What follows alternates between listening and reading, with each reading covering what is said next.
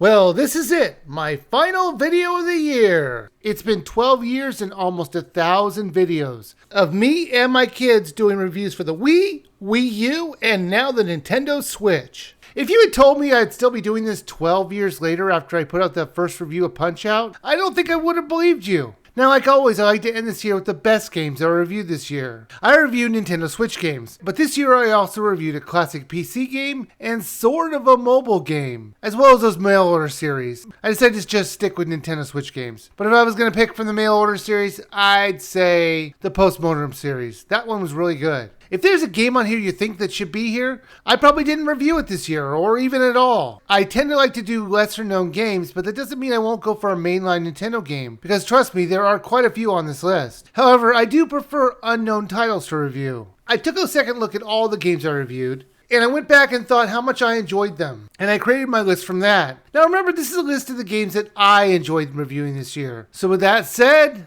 number 10. Thief Simulator. No, you are not having deja vu. This is the first game on my top 10 list to be both on my worst and best list. As much as this game had issues with controls and the game crashing a lot, the title is incredibly fun to play. I love the open world it had me rob, and the freedom it gave me to be as sneaky as possible. Everything is played out through phone calls that...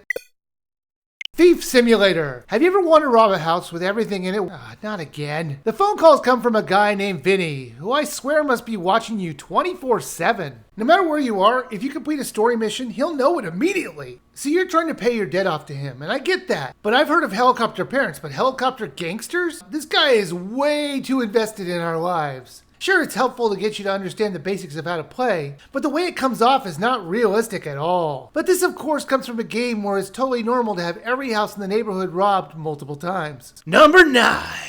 Tales of Vesperia Definitive Edition. This was an odd action RPG. It had a lot of fun moments, but then it just turned dark just to go back to being lighthearted again. It was just a very weird way to present the story. The action did get repetitive after a while, but it was quick enough to not make it too bad. It was enjoyable enough to make me want to finish this game. I was surprised when a character did something I've been saying that an RPG character should have done in almost every game that I played. And the thing I was shocked about was when there was a massive tone shift out of nowhere. For most of this game, it's pretty much just a fun, lighthearted adventure, until another character decides to kill themselves in ritual suicide, with another character of course assisting. They go back to joking and bickering with each other about 10 minutes later. What the f*** is going on? Did one of the writers of Tales of Berserkia, their edgier version of the series, come in and sneak in their pages into this script? It doesn't feel like part of this game at all, and I stopped playing for a couple hours. And I kept thinking, yeah, if that's the direction this is going, I really don't want to keep going. Number 8. The Legend of Zelda Link's Awakening. This is a very faithful remake of a Game Boy game. The graphics look great, and the controls were way better than the Game Boy version. But the only downside to this is that since it was an exact remake of the Game Boy game, that means the last few dungeons were going to be a chore to explore since they were not fixed. And that's really the only reason it's so high on this list. Now the story's about Link, who is on a raft for some reason. A storm sneaks up on him and he washes up on a mysterious island where he's told he needs to wake a fish in order to escape the island. I mean, why not just use some of the wood that you see all around to make another raft? As far as I can tell, they never really explain why he couldn't leave the island. So they have you go on fetch quests so you can go into dungeons so you can get new items. The MacGuffin this time around is a bunch of instruments you need to find. It's no different than having to find a crystal or a pendant. It's just some random thing you find in each of the dungeons. Number 7. Untitled Goose game. You play as a goose who for some reason loves to make trouble for this small village. It goes out of its way to be as much of a pain as it can be, with the villagers only mildly fighting back. This game is way more fun than it had any right to be. My only criticism is that it was way too short. Even with the extra quests they give you after you beat the game, it's still way too short for the amount they're asking. But it's fun enough to put it on this list. You're given a checklist of things to do in each area. If you do enough of them, you'll get a final task to move you to the next area. My only question is, who's writing out this list for this goose? It's never explained as far as I could tell, so I just kind of assumed Satan. I mean, it would make sense. Only the devil would write a checklist in cursive. It's 2019. Half of the kids playing this won't be able to know what to do since schools don't teach cursive anymore. Mommy, what's this squiggly line with this T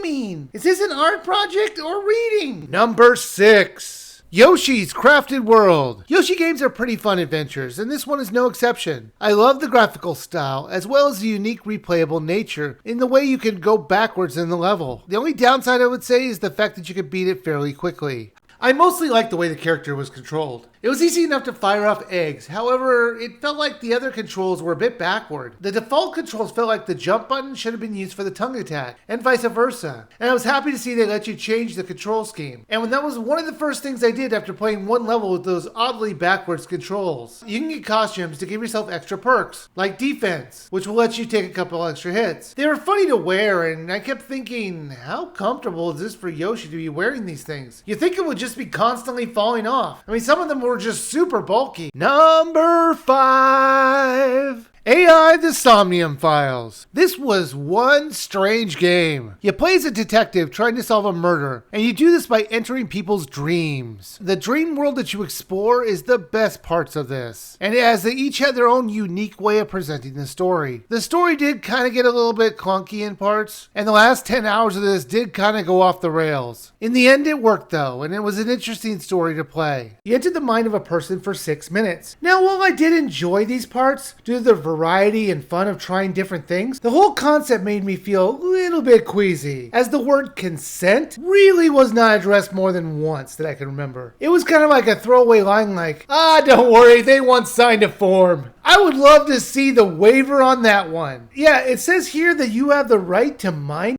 me. I do wish they addressed it better. The fact that they're so willing to strap someone in without any of the care of the ethics or legality of doing it without their consent is a huge problem. I mean, they drugged one guy because they knew they would never get him in any other way. I mean, sure, the guy was an but at what point do you draw the line? So you might be thinking, well, maybe that's the law of the land in this world. No, you would be wrong. This is a super secret project, although you wouldn't know it from the way everybody tells everyone what this project is. I mean, the main character will constantly tell people exactly what's going on, even though he should be keeping it a secret. And it's not like his coworkers are any better. They have full-on conversations about what they just did right in front of the person they just did it to. Number 4! New Super Lucky Tale. Making 3D platformers is hard. Just look at my worst list last time with Woodle Tree Adventures. New Super Lucky Tales is way more fun than you might expect. The different themes and the ways you interact with the worlds were usually pretty unique. Also, the levels were not too long and it made replayability way more accessible. In order to get to another world, you're going to need a certain number of pages to open up the boss fight of the area. What I really liked was the low number of pages needed. It made exploring the levels fun and not a chore to find pages. As with just a little bit of exploring, you should find all the pages you need. I've never seen a game like this that was just like so forgiving on the gate block to each world. It was so easy to get the pages I needed, I often wouldn't have to go into every level of the world in order to unlock the boss fight. Number 3! The Witcher 3: The Wild Hunt. It has to be a really good game for me to want to play an RPG more than once. This would be the 3rd time I played this. I really enjoyed finding all the side quests and exploring the open world, as well as completing the main story. Even with the graphics not looking as good as the other versions, it is still a great game to play. So let's talk about the differences I saw with the Switch version. I'm sure this isn't any surprise to anyone, but the visual quality isn't great. It's just okay. To me, this isn't that big a deal though. But to people who like pretty graphics and lush open worlds that you can look at, this is going to be a deal breaker for you. There was a lot of pop-in, and some of the cutscenes were a little jerky when it was animating. Now, playing the PlayStation 4 version, I do believe this is true, but I could just be crazy. But I think the Switch port has better text. This might sound odd. It was a welcome sight to see very readable subtitles and text box choices. As an old man of 44, my vision isn't what it used to be, so I much appreciate this. Number 2! Super Mario Maker 2. I loved the first Super Mario Maker, and I think this one is even better. I actually would have put this in the list at 3 or 4 because of the bad online experiences I had, but with the new update, they made me love it even more. I don't enjoy making levels though, but I do love playing them, and this game had endless replayability for me.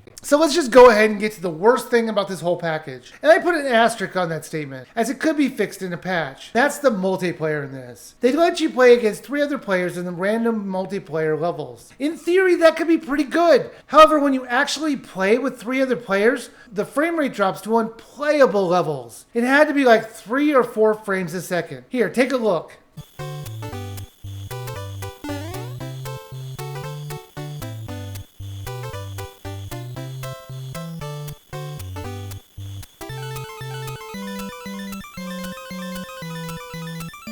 When there was only like 1 or 2 other players, mostly because people dropped out, it got way better. I had this issue in the multiplayer battles more than the cooperative play. However, it was still an issue in that too, it was just not as bad. They might fix this in the future, but for now, it was just a major strike against this title. And number 1, Luigis Mansion 3. I played very little of the other 2 games. I think about an hour or so of each of them, as they never really hooked me. This one though was amazing. The idea of having different themes on each of the floors made me really want to explore them all. While the game wasn't perfect, it sure was my favorite game to review this year. This has Luigi and company invited to a new hotel. They check in and almost immediately the hotel changes to a desolate theme and they're almost all captured. Save for Luigi, who bravely runs away and dives into a laundry chute. This being Luigi's 3rd time in the ghost hunting business, you would think he wouldn't be scared all the time, but he shakes in fear on every floor he enters. Now, I'm not saying if I wasn't in that position, I wouldn't be myself in fear, but at a certain point, even I would gain a little confidence, knowing I have the power to stop pretty much anything I come across. This time, Luigi has a new teammate named Gooigi, who is just a lifeless version of Luigi, whom he can control psychically, I think? I don't think they make it very clear. In fact, the whole concept has many issues the game just kind of ignores. Like, why does goo have the power to make a fully functional ghost vacuum? How does the goo return when it's trapped below with no way of returning? If you can make sentient goo, why not make an army of them and have them take on the whole hotel's ghosts in some awesome battle sequence straight out of Fire Emblem? Well, that's it, my final video of the year. I want to thank everyone who has watched any of our videos over these last 12 years. Thanks again, and I want to wish everyone a very happy new year.